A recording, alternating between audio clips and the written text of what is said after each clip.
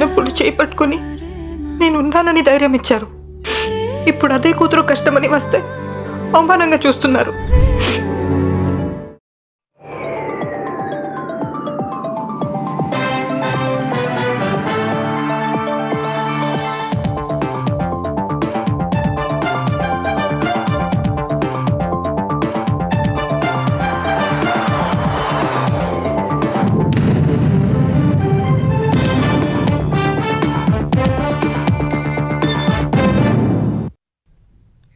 నమస్కారం, ఈటీవీ న్యూస్కి స్వాగతం. ముందుగా ముఖ్యాంశాలు.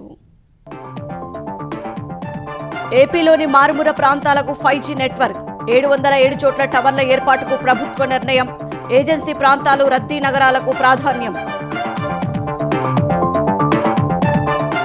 ఏపీలో స్థానిక ఎన్నికల నిర్వహణకు ఎస్సీసీ కసరత్తు. సెప్టెంబర్లో నోటిఫికేషన్ విడుదల, డిసెంబర్ నాటికి పూర్తి చేసేలా కార్యాచరణ.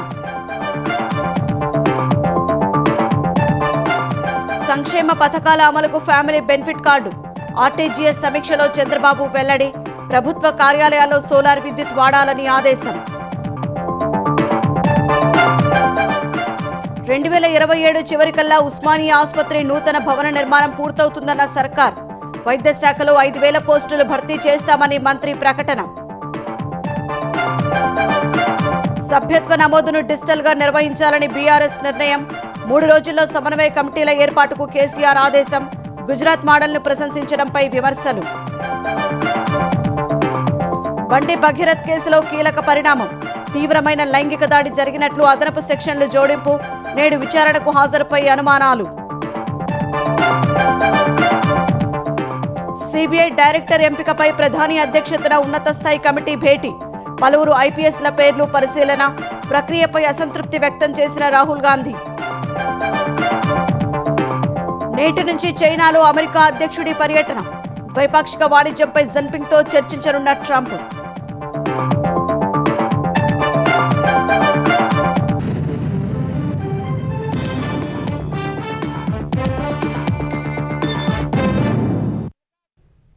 ఆంధ్రప్రదేశ్లోని మారుమూల ప్రాంతాలకు సైతం 5G నెట్వర్క్ అందేలా ప్రభుత్వం చర్యలు చేపట్టింది. ఏపీ వ్యాప్తంగా 707 చోట్ల టవర్ల ఏర్పాటుకు నిర్ణయించింది. వీటిలో ఏజెన్సీ ప్రాంతాలు, అధిక రద్దీ నగరాలకు ప్రాధాన్యమిచ్చింది. కేంద్ర ప్రభుత్వ భారత డిజిటల్ నిధి పథకం కింద ప్రభుత్వం ఈ టవర్లు ఏర్పాటు చేయనుంది. ఆంధ్రప్రదేశ్లో మారుమూల ప్రాంతాలకు సైతం 5G నెట్వర్క్ అందుబాటులోకి రానుంది. దీనికి అవసరమైన మౌలిక సదుపాయాల కల్పనపై కూటమి ప్రభుత్వం దృష్టి పెట్టింది. ఏపీ వ్యాప్తంగా 25 జిల్లాల్లో కొత్తగా 707 సెల్ టవర్లను ఏర్పాటు చేయనుంది. 641 చోట్ల భూముల్ని ప్రభుత్వం అప్పగించింది. ఇప్పటికే ఏపీలో 1668 సెల్ టవర్లున్నాయి. కొత్తగా ఏర్పాటు చేసే వాటితో కలిపి టవర్ల సంఖ్య 2375కు చేరనుంది.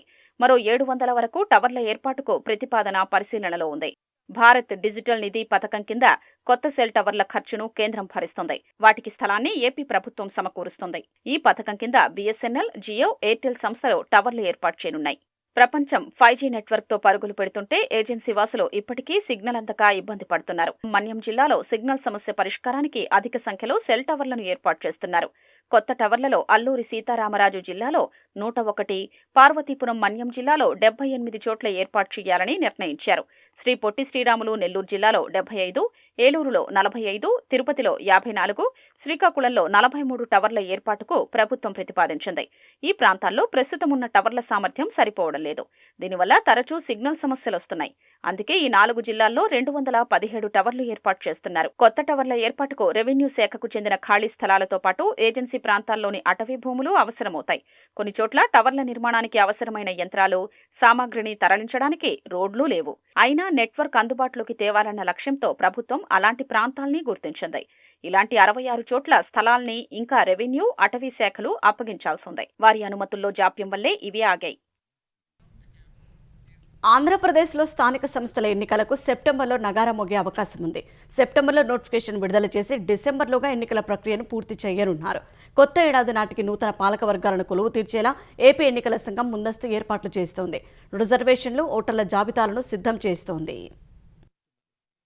ఆంధ్రప్రదేశ్లో స్థానిక ఎన్నికల నిర్వహణకు ముహూర్తం దాదాపు ఖరారైంది. ఈ ఏడాది సెప్టెంబర్లో నోటిఫికేషన్ విడుదలయ్యే అవకాశం ఉంది. డిసెంబర్లోగా ఎన్నికల ప్రక్రియ పూర్తి కానుంది. కొత్త సంవత్సరం నాటికి నూతన ప్రజా ప్రతినిధుల్ని కొలువు తీర్చేలా ఏపీ ఎన్నికల సంఘం కసరత్తులు చేస్తోంది. ఆ దిశగా ముందస్తు ఏర్పాట్లు చేస్తోంది. ఈ మేరకు ఏపీ ఎన్నికల కమిషనర్ అనిల్ చంద్ర పునేఠా పంచాయతీరాజ్, గ్రామీణాభివృద్ధి, పురపాలక, పట్టణాభివృద్ధి, బీసీ సంక్షేమ శాఖల ముఖ్య కార్యదర్శులు, కమిషనర్లతో నిన్న సమావేశం నిర్వహించారు. ఎన్నికల ముందస్తు ఏర్పాట్లపై ప్రధానంగా చర్చించారు. గడువులోగా ప్రక్రియ పూర్తి చేసేందుకు సహకరించాలని ఎస్ఈసీ కోరారు. స్థానిక సంస్థల్లో బీసీ రిజర్వేషన్లపై డెడికేటెడ్ కమిషన్ వచ్చే నెలలో ప్రభుత్వానికి నివేదిక ఇవ్వనుందని సమాచారం. జూలైలో రిజర్వేషన్లు ఖరారు చేసే అవకాశం ఉంది. ఆ తర్వాత ఓటర్ల జాబితాల ప్రచురణ, పోలింగ్ కేంద్రాల ఏర్పాటు వంటివి పూర్తి చేసి ఎన్నికల నిర్వహణకు సెప్టెంబర్లో నోటిఫికేషన్ ఇవ్వనున్నట్లు తెలుస్తోంది. ఏపీలో ఇప్పటికే 13,291 పంచాయతీల్లో ఓటర్ల జాబితాల ప్రచురణ పూర్తయింది. 56 పంచాయతీల్లో కోర్టు కేసులు, ఇతరత్రా కారణాల వల్ల ప్రక్రియను వాయిదా వేశారు. ప్రచురించిన ఓటర్ల జాబితాల మేరకు 1,36,000 పోలింగ్ కేంద్రాలు ఏర్పాటు చేయనున్నారు. ఇందుకు రాష్ట్ర ఎన్నికల సంఘం త్వరలో ఆదేశాలివ్వనుంది. పురపాలక సంఘాలు, నగరపాలక సంస్థలు, నగర పంచాయతీల్లో వచ్చే నెల 26 నాటికి డివిజన్లు, వార్డుల పునర్విభజన ప్రక్రియ పూర్తి కానుంది. ఆ తర్వాత వీటిల్లోనూ ఓటర్ల జాబితా ప్రచురణకు ఎన్నికల సంఘం ఆదేశాలివ్వనుంది. పంచాయతీలతో పాటు వీటిలోనూ ఈపాటికి జాబితాల ప్రచురణ పూర్తి కావాల్సి ఉంది. మొదటిసారి జనాభా ఆధారంగా డివిజన్లు, వార్డుల పునర్విభజన చేపడుతున్నందున గడువు పెంచాలని ఎన్నికల సంఘాన్ని ప్రభుత్వం కోరింది. దీంతో 123 పట్టణ స్థానిక సంస్థల్లోనూ ప్రస్తుతం పునర్విభజన ప్రక్రియ కొనసాగుతోంది. అర్హత ఉన్న ప్రతి కుటుంబానికి సంక్షేమ పథకాలు అందేలా ఫ్యామిలీ బెనిఫిట్ కార్డును తీసుకువస్తున్నట్లు ముఖ్యమంత్రి చంద్రబాబు ప్రకటించారు. అమరావతిలో జరిగిన ఆర్టీజీఎస్ సమీక్షలో పాల్గొన్న చంద్రబాబు పాలనలో టెక్నాలజీ వినియోగం, సంక్షేమంపై కీలక ఆదేశాలు జారీ చేశారు. అభివృద్ధి, సంక్షేమం సమపాళ్లలో ఉండాలని ఆకాంక్షించారు. అన్నా క్యాంటీన్ల నిర్వహణలో ఒక్క ఫిర్యాదు రాకుండా నాణ్యమైన భోజనాన్ని అందించాలని, మహిళలపై నేరాలకు పాల్పడేవారు భయపడేలా కఠిన పోలీసింగ్ ఉండాలని సీఎం స్పష్టం చేశారు. నీటి భద్రతపై దృష్టి సారిస్తూ జలధార, జలహారతి పనులను మ్యాపింగ్ చేయాలని సూచించారు. ప్రభుత్వ కార్యాలయాలన్నీ సోలార్ విద్యుత్ వైపు మళ్లాలని అధికారులను ఆదేశించారు. వ్యవసాయ రంగంలో ఆధునిక పరిశోధనలు పెంచి ఉద్యాన పంటల వైపు రైతులను ప్రోత్సహించాల్సిన అవసరాన్ని సీఎం నొక్కి చెప్పారు. ఏపీ వ్యాప్తంగా రోడ్లపై గుంతలు లేకుండా చూడాలని, బస్సులకు సీసీ కెమెరాల వంటి వినూత్న పద్ధతుల ద్వారా రోడ్ల పరిస్థితిని ఎప్పటికప్పుడు అంచనా వేయాలని స్పష్టం చేశారు. ముఖ్యమంత్రి చంద్రబాబు నేడు రాజధాని అమరావతిలో పర్యటించనున్నారు. మంగళగిరి మండలం నిడమర్రు వద్ద కిమ్స్ ఆసుపత్రి, బైసర్ స్కిల్ యూనివర్సిటీ నిర్మాణానికి సీఎం భూమి పూజ చేయనున్నారు. నిడమర్రులోని N9 రహదారి పక్కన కిమ్స్ ఆసుపత్రి, నైపుణ్యాల విశ్వవిద్యాలయం నిర్మాణానికి సిఆర్డీఏ సుమారు 23 ఎకరాలు కేటాయించింది. భూమి పూజ అయ్యాక 2 ఏళ్లలో నిర్మాణాలు పూర్తి చేసి ప్రజలకు ఆధునిక వైద్య సేవలు అందిస్తామని కిమ్స్ అధికారులు తెలిపారు. సీఎం పర్యటన నేపథ్యంలో 600 మంది పోలీసులతో భద్రతా ఏర్పాట్లు చేశారు. ఏపీలోని విశ్వవిద్యాలయాల్లో 1,523 బోధనా పోస్టుల భర్తీకి ఉన్నత విద్యాశాఖ ఈ నెల 15న నోటిఫికేషన్ జారీ చేయనుంది. జాబ్ క్యాలెండర్లో 1,500 పోస్టులు భర్తీ చేయనున్నట్లు ప్రభుత్వం పేర్కొన్న బ్యాక్లాగ్ పోస్టులతో కలిపి మరో 23 ఖాళీలను భర్తీ చేయనుంది. రెగ్యులర్ ఖాళీలు 1,244 ఉండగా బ్యాక్లాగ్లో 279 ఉన్నాయి. వర్సిటీలు వీటన్నింటికి రిజర్వేషన్ రోస్టర్ను రూపొందించాయి. అత్యధికంగా రాజీవ్ గాంధీ వైజ్ఞానిక సాంకేతిక విశ్వవిద్యాలయంలో 311 బోధనా పోస్టులు భర్తీ చేయనున్నారు. ఆ తర్వాత ఆంధ్ర వర్సిటీలో 246, శ్రీ వెంకటేశ్వరలో 125 పోస్టులు భర్తీ చేయనున్నారు. అత్యల్పంగా ఆంధ్ర కేసరి వర్సిటీలో 9 ఖాళీలు మాత్రమే ఉన్నాయి. 2023 నోటిఫికేషన్ మధ్యలోనే నిలిచిపోయినందున అభ్యర్థులకు ఫీజు మినహాయింపు ఇవ్వాలని ఉన్నత విద్యాశాఖ నిర్ణయించింది. 2027 చివరికల్లా ఉస్మానియా ఆసుపత్రి అందుబాటులోకి వస్తుందని తెలంగాణ వైద్య ఆరోగ్య శాఖ మంత్రి దామోదర రాజనరసింహ తెలిపారు. ఆరోగ్య శాఖలో నర్సింగ్ ఆఫీసర్లుగా ఉద్యోగాలు సాధించిన 1919 మందికి మంత్రి పొన్నం ప్రభాకర్తో కలిసి ఆయన నియామక పత్రాలు అందించారు.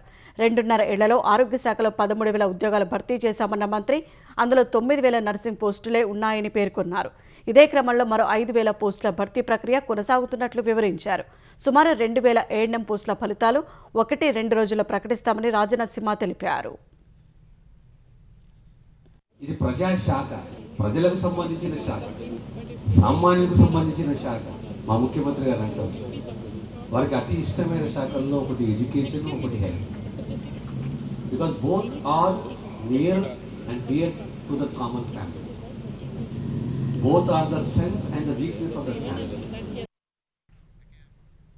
తెలంగాణను అగ్రగామిగా నిలబెట్టిన మోడల్ను కాదని గుజరాత్ మోడల్ను ప్రశంసించడం తెలివిలేని చర్య అని బీఆర్ఎస్ అధినేత కేసీఆర్ ఆక్షేపించారు. ఉన్న కార్యక్రమాలను కూడా సరిగ్గా అమలు చేయని కాంగ్రెస్ ప్రభుత్వం అన్ని రంగాల్లోనూ విఫలమైందని తెలిపారు. బీఆర్ఎస్ మళ్లీ అధికారంలోకి రావడం ఖాయమని ధీమా వ్యక్తం చేశారు. ఓటర్ల జాబితా ప్రత్యేక సవరణ ప్రక్రియను ఉపయోగించుకోవాలని, ఇదే సమయంలో అర్హులకు అన్యాయం జరగకుండా జాగ్రత్తలు తీసుకోవాలని చెప్పారు. సభ్యత్వ నమోదు ప్రక్రియ పక్కాగా జరగాలని నేతలకు స్పష్టం చేశారు.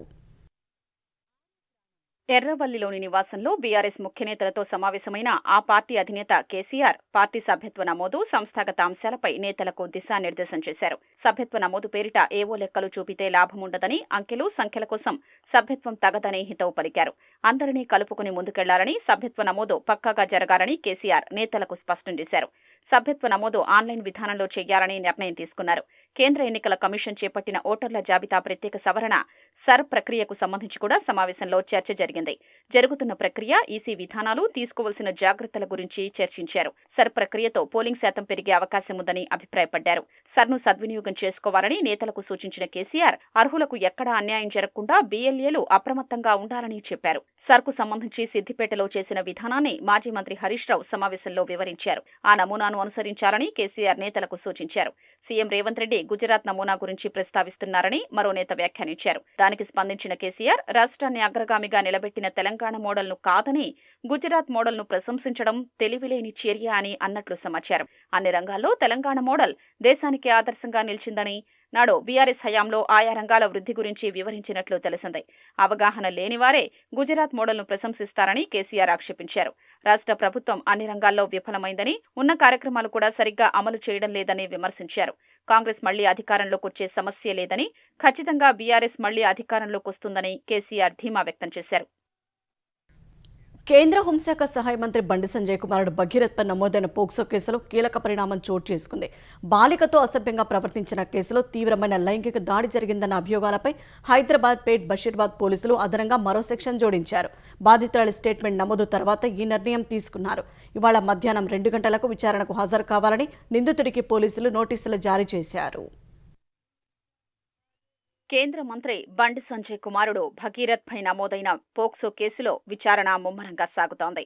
కేసు పర్యవేక్షణాధికారిగా నియమితులైన కూకట్పల్లి డీసీపీ రితిరాజ్ సోమవారం సాయంత్రం పేట్ బషీరాబాద్ పోలీస్ స్టేషన్కు వెళ్లి కేసు పురోగతిని తెలుసుకున్నారు. బాధితురాలు తొలుత ఇచ్చిన వాంగ్మూలం సమగ్రంగా లేదని భావించిన డీసీపీ స్వయంగా ఆమె నివాసానికి వెళ్లారు. బాధితురాలితో ఒంటరిగా మాట్లాడి మరిన్ని వివరాలు సేకరించారు. భగీరథ్తో పరిచయం, తరువాత జరిగిన పరిణామాలు, లైంగిక వేధింపులు వంటి విషయాలన్నీ ఆరా తీశారు. ఘటన తీవ్రత దృష్ట్యా న్యాయమూర్తి ఎదుట వాంగ్మూలం ఇవ్వాల్సి ఉంటుందని చెప్పారు. మధ్యాహ్నం 1 గంట సమయంలో వెళ్లిన డీసీపీ దాదాపు 2 గంటల పాటు ఆమెతో మాట్లాడారు. అనంతరం తన కార్యాలయానికి వెళ్లి కేసు దర్యాప్తు అధికారి పేట్ బషీర్బాద్ ఇన్స్పెక్టర్ విజయవర్ధన్, మేడ్చల్ ఏసీపీ శంకర్రెడ్డితో సమావేశమయ్యారు. ఆ తర్వాతే ఈ కేసులో కొత్త సెక్షన్ జోడించారు. బాలిక తల్లి ఇచ్చిన ఫిర్యాదు ఆధారంగా పేట్ బషీర్బాద్ పోలీస్ స్టేషన్లో బీఎన్ఎస్లోని 74, 75, పోక్సో చట్టంలోని సెక్షన్ 11, రెడ్ విత్ 12 కింద కేసు నమోదు చేశారు. ఈ సెక్షన్ల ప్రకారం నేరం నిరూపణ అయితే నిందితుడికి గరిష్టంగా 3 ఏళ్ల జైలు శిక్ష మాత్రమే పడుతుంది. అరెస్టుపై విచక్షణాధికారం దర్యాప్తు అధికారికి ఉంటుంది. కొత్తగా చేర్చిన పోక్సో చట్టంలోని సెక్షన్ 5(1), రెడ్ విత్ 6 సెక్షన్ ప్రకారం తీవ్రతరమైన లైంగిక దాడి, బాలికపై పలుమార్లు లైంగిక దాడికి పాల్పడిన నేరం కింద వస్తాయి. ఈ సెక్షన్లో బెయిల్ రావడం, కేసును క్వాష్ చేయడం కూడా క్లిష్టతరంగా ఉంటుంది.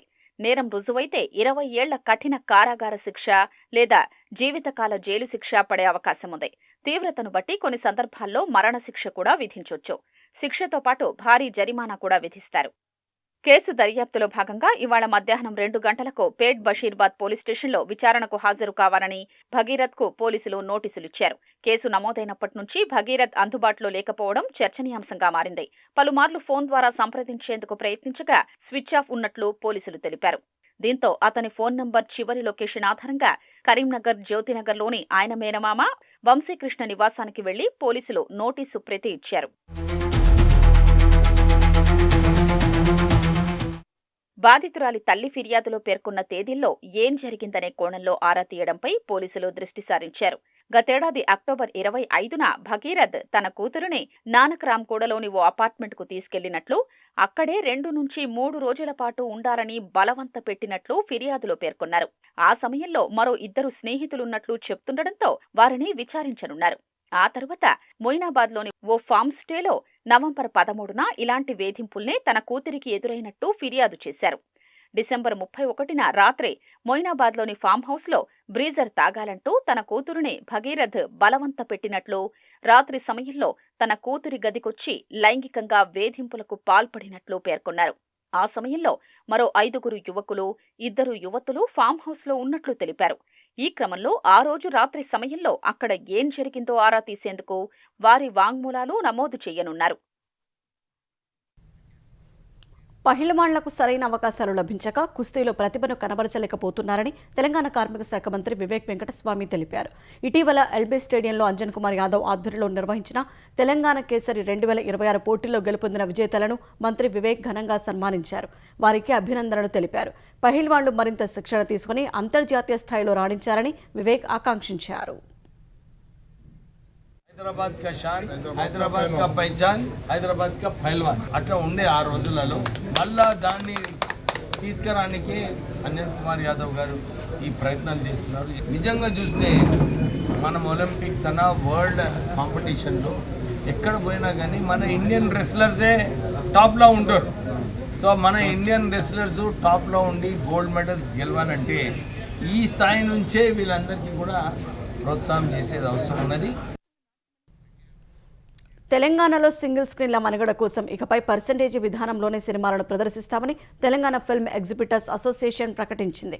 ఇందుకు నిర్మాతలు, పంపిణీదారులు, సినీ హీరోలు సహకరించాలని కోరింది. హైదరాబాద్లో తెలంగాణ ఫిల్మ్ ఎగ్జిబిటర్స్ అసోసియేషన్ సమావేశమై థియేటర్ల యజమానుల సమస్యలపై చర్చించారు. అద్దె విధానం వల్ల ఎగ్జిబిటర్ వ్యవస్థ కుంటుపడుతుందని, భారీ నష్టాలు వస్తున్నాయని ఎగ్జిబిటర్లు వాపోయారు. పర్సెంటేజీ విధానం తీసుకురావడమే తమ లక్ష్యమన్న ఎగ్జిబిటర్లు ఏ సినిమాను, ఏ నిర్మాతను ఇబ్బంది పెట్టాలనే ఉద్దేశం లేదన్నారు. పర్సెంటేజీ ఇచ్చిన సినిమాలనే ప్రదర్శిస్తామని తేల్చెప్పారు. థియేటర్లను మూసివేస్తామని అసత్య ప్రచారం చేస్తున్నారని, థియేటర్ల బంద్ ఉండదని ఎగ్జిబిటర్ శిరీష్ రెడ్డి స్పష్టం చేశారు. సింగిల్ స్క్రీన్ థియేటర్లలో సినిమా టికెట్ ధరల పెంపు ఇకపై ఉండదని హామీ ఇచ్చారు. సినిమాని టార్గెట్ చేసి కానీ ఏ నిర్మాతలని బాధ పెట్టి కానీ ఇది చేయట్లేదు. అందరూ అర్థం చేసుకోవాలి. యాక్టివ్ ప్రొడ్యూసర్ చాలా మంది దీనికి మద్దతుగా ఉన్నారు. కొందరు వ్యక్తులే మద్దతుగా లేరు. వాళ్ళ బాధలు వాళ్ళు చెప్పుకుంటున్నారు, వీళ్ళ బాధలు వీళ్ళు చెప్తున్నారు. బాధలు అందరికీ ఉన్నాయి. వాళ్ళకి బాధలు లేవని అనట్లేదండి. సినిమాలు మేము తీస్తున్నాం, వాళ్ళు తీస్తున్నారు. బాధలు ఉన్నాయి. కానీ ప్రాబ్లం ఏంటంటే బాధలు ఉన్నాయి కదా అని చెప్పేసి వాళ్ళు కనీసం సర్వే అవుతారు. ఇప్పుడు మేము సినిమాలు తీస్తున్నాం, ఇక్కడ కాకపోతే హిందీలో తీస్తున్నాం, బాలీవుడ్లో తీస్తున్నాం, ఎక్కడైనా సినిమా ఆగట్లా, థియేటర్లు ఆగిపోయే పరిస్థితికి వచ్చినాయి. ఇప్పుడు ఇక్కడ ఉన్న స్టేజ్ మీద ఉన్న చాలా మంది ఎగ్జిబిటర్లు మేము బంద్ చేస్తాం థియేటర్లు అంటే, లేదు పర్సెంటేజ్ విధానానికి ఫైట్ చేసి పర్సెంటేజ్ని నిలబెడతాం, మీరు ఓపిక పట్టండి అని ఒక 20 థియేటర్లు హోల్డ్ అయి ఉన్నాయి ఇలా సిటీలో. లేకుంటే 20 థియేటర్లు బంద్ అయిపోతాయి. ఇప్పుడు కాకపోతే వాళ్ళకి హామీ ఇచ్చే మేము తీసుకొచ్చాము ఇక్కడికి. పుట్టపర్తి నుంచి మే 15న ఏం టేకాఫ్ అవుతుందో ఊహించగలరా అంటూ ఏపీ విద్యాశాఖ మంత్రి నారా లోకేష్ ఎక్స్లో ఆసక్తికర పోస్ట్ పెట్టారు. శ్రీ సత్యసాయి జిల్లా పుట్టపర్తి సమీపంలో 5వ తరం స్టెల్త్ యుద్ధ విమానాల తయారీ ప్రాజెక్టు ఏర్పాటుపై ఏఐ వీడియో విడుదల చేశారు. ఎల్లుండి ఏరోస్పేస్ సెంటర్ ప్రాజెక్టుకు సీఎం చంద్రబాబు, రక్షణ శాఖ మంత్రి రాజ్నాథ్ సింగ్, మంత్రి లోకేష్ భూమి పూజ చేయనున్నారు. ఈ ప్రాజెక్టు అనుబంధ పరిశ్రమల ద్వారా దాదాపు 1,00,000 కోట్ల పెట్టుబడులు వస్తాయని అంచనా. ఫ్లైట్ టెస్టింగ్ కాంప్లెక్స్, శాస్త్రవేత్తల కోసం నివాస ప్రాంతాలు, ప్రొడక్షన్ ఫెసిలిటీ కేంద్రం ఏర్పాటు చేసేందుకు ప్రభుత్వం డిఆర్డీఓకు 600 ఎకరాలు కేటాయించింది. ప్రాజెక్టుకు అనుబంధంగా ఏర్పాటయ్యే యూనిట్ల కోసం మరో 400 ఎకరాలను అందుబాటులో ఉంచింది. ఉపయోగంలో లేని జైళ్లకు మరమ్మతులు చేసి ఇతర జైలు కార్యకలాపాలకు వినియోగించే అవకాశాలపై నివేదిక సిద్ధం చేయాలని ఏపీ హోంశాఖ మంత్రి అనిత అధికారులను ఆదేశించారు. జైలు శాఖ అధికారులు, అగ్నిమాపక శాఖ పనితీరుపై మంత్రి సమీక్ష నిర్వహించారు. ఏపీలో మొత్తం 106 జైళ్లు ఉండగా అందులో 25 నాన్ ఫంక్షనింగ్ జైళ్ల వివరాలను ప్రత్యేకంగా జాబితా చేయాలని ఆదేశించారు. రాజమండ్రి, విశాఖపట్నం జైళ్లలో అధిక రద్దీ ఉన్న నేపథ్యంలో కొన్ని నాన్ ఫంక్షనింగ్ జైళ్లను మరమ్మతులు చేసి ఖైదీలను అక్కడికి తరలించే ప్రతిపాదనను సిద్ధం చేయాలని సూచించారు. జైళ్లలో రద్దీ తగ్గించేందుకు సమగ్ర కార్యాచరణ నివేదిక సిద్ధం చేయాలన్నారు. కొత్త జిల్లాల్లో జైళ్ల స్థాపనపై ప్రతిపాదనలు ఇవ్వాలని స్పష్టం చేశారు. ఏపీలో ఫైర్ స్టేషన్లు లేని 22 నియోజకవర్గాల పరిస్థితిపై అధికారులతో చర్చించిన మంత్రి కొత్తగా ప్రతిపాదించిన 5 ఫైర్ స్టేషన్ల ఏర్పాటు ప్రక్రియను వేగవంతం చేయాలని ఆదేశించారు. అగ్నిమాపక శాఖలో ఉన్న సిబ్బంది కొరతను దృష్టిలో ఉంచుకొని అవసరమైన 1275 పోస్టులను దశల వారీగా భర్తీ చేయాలన్నారు. దేశవ్యాప్తంగా సంచలనం సృష్టించిన నీట్ ప్రశ్నాపత్రం లీకేజీ కేసులో కీలక పరిణామం చోటు చేసుకుంది. మహారాష్ట్రలో శుభం ఖైర్నార్ అనే వ్యక్తిని నాసిక్ క్రైమ్ బ్రాంచ్ పోలీసులు అదుపులోకి తీసుకున్నారు. అనంతరం తదుపరి విచారణ కోసం అతడిని సీబీఐకి అప్పగించారు. దర్యాప్తులో భాగంగా మహారాష్ట్రలోని పలు ప్రాంతాల్లో సీబీఐ బృందాలు సోదాలు నిర్వహిస్తున్నాయి. నాసిక్లోని ప్రింటింగ్ ప్రెస్ నుంచే ప్రశ్నాపత్రం బయటకు వచ్చినట్లు పోలీసులు అనుమానం వ్యక్తం చేస్తున్నాయి. అక్కడి నుంచి గురుగ్రామ్కు చెందిన ఒక వైద్యుడికి చేరినట్లు తెలుస్తోంది. ఈ వ్యవహారంపై లోతైన విచారణ జరుగుతోందని పోలీసులు తెలిపారు. మే 3న జరిగిన నీట్ యూజీ పరీక్ష ప్రశ్నపత్రం రాజస్థాన్లో లీక్ అయినట్లు తేలగా పరీక్షను రద్దు చేస్తున్నట్లు ఎన్టీఏ ప్రకటించింది. నీట్ పరీక్షను మళ్లీ నిర్వహించాలని నిర్ణయం తీసుకున్న ఎన్టీఏ త్వరలో తేదీ ప్రకటిస్తామని తెలిపింది. కేంద్ర దర్యాప్తు సంస్థ సీబీఐ తదుపరి డైరెక్టర్ ఎంపిక కోసం ప్రధాని నరేంద్ర మోదీ నేతృత్వంలోని ఉన్నత స్థాయి కమిటీ ఢిల్లీలోని ప్రధాని అధికార నివాసంలో భేటీ అయ్యింది. ఈ కమిటీలో ప్రధానితో పాటు సీజీఐ జస్టిస్ సూర్యకాంత్, లోక్సభ విపక్ష నేత రాహుల్ గాంధీ సభ్యులుగా ఉన్నారు. ప్రస్తుత సీబీఐ డైరెక్టర్ ప్రవీణ్ సూద్ పదవీకాలం ఈ నెల 24న ముగియనున్నందున కొత్త డైరెక్టర్ను ఎంపిక చేయాల్సి వచ్చింది. కమిటీ పరిశీలనకు వచ్చిన జాబితాలో పరాగ్ జైన్, శత్రుజిత్ కపూర్, యోగేష్ గుప్తా, జేపీ సింగ్, ప్రవీణ్ రంజన్తో పాటు వివిధ రాష్ట్రాలకు చెందిన సీనియర్ ఐపీఎస్ అధికారుల పేర్లు ఉన్నట్లు విశ్వసనీయ వర్గాల ద్వారా తెలిసింది. కమిటీ నిర్ణయం ఏమిటన్నది త్వరలో వెలువడనుంది. అయితే ఎంపిక ప్రక్రియపై రాహుల్ గాంధీ అసంతృప్తి వ్యక్తం చేశారు. పక్షపాతంతో కూడిన చర్యలలో భాగస్వామిని కాలేనంటూ తన అభిప్రాయాన్ని వెల్లడించి 2 పేజీల అసమ్మతి నోట్ను ప్రధాని మోదీకి అందజేశారు. అమెరికా అధ్యక్షుడు డొనాల్డ్ ట్రంప్ చైనా పర్యటనకు వెళ్లారు. చైనా అధ్యక్షుడు షీ జిన్పింగ్ ఆహ్వానంపై నేటి నుంచి 15వ తేదీ వరకు ట్రంప్ చైనాలో పర్యటించనున్నారు. వైట్ హౌస్ నుంచి చైనాకు బయలుదేరి వెళ్లే ముందు ట్రంప్ మీడియాతో మాట్లాడారు. వాణిజ్యమే ప్రధాన అజెండాగా చైనా అధ్యక్షుడు షీ జిన్పింగ్తో సమావేశం జరుగుతుందని చెప్పారు. ఈ పర్యటనలో భాగంగా ఈ నెల 14న షీ జిన్పింగ్తో ట్రంప్ ద్వైపాక్షిక చర్చలు జరుపుతారు. అదే రోజు రాత్రి ట్రంప్నకు జిన్పింగ్ అధికారిక విందు ఇస్తారు. అలాగే చైనా చారిత్రక కట్టడం టెంపుల్ ఆఫ్ హెవెన్ను కూడా ట్రంప్ సందర్శించనున్నారు. ఈ పర్యటన మార్చి నెలలోనే జరగాల్సి ఉన్నప్పటికీ మధ్యప్రాచ్యలో నెలకొన్న యుద్ధ వాతావరణం, ఇరాన్ సంక్షోభం కారణంగా వాయిదా పడింది. ట్రంప్ పర్యటనలో ఇరు దేశాల మధ్య టారిఫ్ వివాదాలు, ఎగుమతి దిగుమతులపై చర్చించే అవకాశం ఉంది. తైవాన్ అంశం, సెమీకండక్టర్ల సరఫరాపై కీలక నిర్ణయాలు తీసుకునే అవకాశం ఉంది. 9 ఏళ్ల తర్వాత అమెరికా అధ్యక్షుడు చైనా పర్యటనకు వెళ్లడం ప్రాధాన్యం సంతరించుకుంది. ఎలాన్ మస్క్కు చెందిన స్పేస్ ఎక్స్ అంతరిక్షయాన చరిత్రలో ఓ అద్భుతమైన మైలురాయిని చేరుకునేందుకు సిద్ధమైంది. 1957లో అంతరిక్ష వ్యూహం ప్రారంభమైనప్పటి నుంచి ఇప్పటి వరకు మొత్తం ప్రపంచ దేశాలు, ఇతర సంస్థలు అన్ని కలిపి 15,062 ఉపగ్రహాలను కక్షలోకి ప్రయోగించగా ఒక్క స్పేస్ ఎక్స్ మాత్రమే 14,844 శాటిలైట్లను ప్రయోగించడం విశేషం. మరో 200 శాటిలైట్లను మస్క్ సంస్థ అంతరిక్షంలోకి ప్రయోగిస్తే ప్రపంచంలోనే అత్యధిక ఉపగ్రహాలు ప్రయోగించిన సంస్థగా చరిత్ర సృష్టిస్తుంది.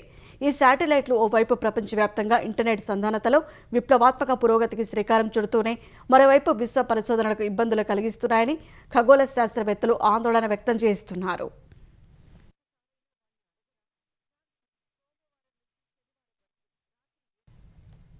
సరికొత్త ఖండాంతర బాలిస్టిక్ క్షిపణి సార్మాట్ను రష్యా పరీక్షించింది. అణ్వస్త్ర బలగాలను బలోపేతం చేయడంలో భాగంగా ఈ ప్రయోగాన్ని చేపట్టింది. దీన్ని ప్రపంచంలోనే అత్యంత శక్తివంతమైన క్షిపణిగా రష్యా అధ్యక్షుడు పుతిన్ అభివర్ణించారు. సోవియట్ కాలం నాటి ఓడ అస్త్రాల స్థానంలో దీన్ని ప్రవేశపెడతామన్నారు. అణ్వస్త్ర సామర్థ్యం కలిగిన సార్మాట్ క్షిపణి ఈ ఏడాది చివరిలోగా సైనిక దళాలు చేరుతుందని చెప్పారు. ఈ క్షిపణిలోని వార్హెడ్ల ఉమ్మడి శక్తి పశ్చిమ దేశాలకు చెందిన ఈ అస్త్రం కన్నా కూడా 4 రెట్లు అధికమని చెప్పారు. సార్మాట్ క్షిపణిని సాటాన్ 2గా కూడా పిలుస్తారు. దీని అభివృద్ధి 2011లో ప్రారంభమైంది. 2024లో దీన్ని పరీక్షించేటప్పుడు భారీ పేలుడు చోటు చేసుకుంది. సార్మాట్కు అమెరికాకు చెందిన గగనతల రక్షణ వ్యవస్థలన్నింటినీ బోల్తా కొట్టించే సత్తా ఉందని పుతిన్ పేర్కొన్నారు. 35,000 కిలోమీటర్లకు పైగా పరిధిని ఇది కలిగి ఉందన్నారు.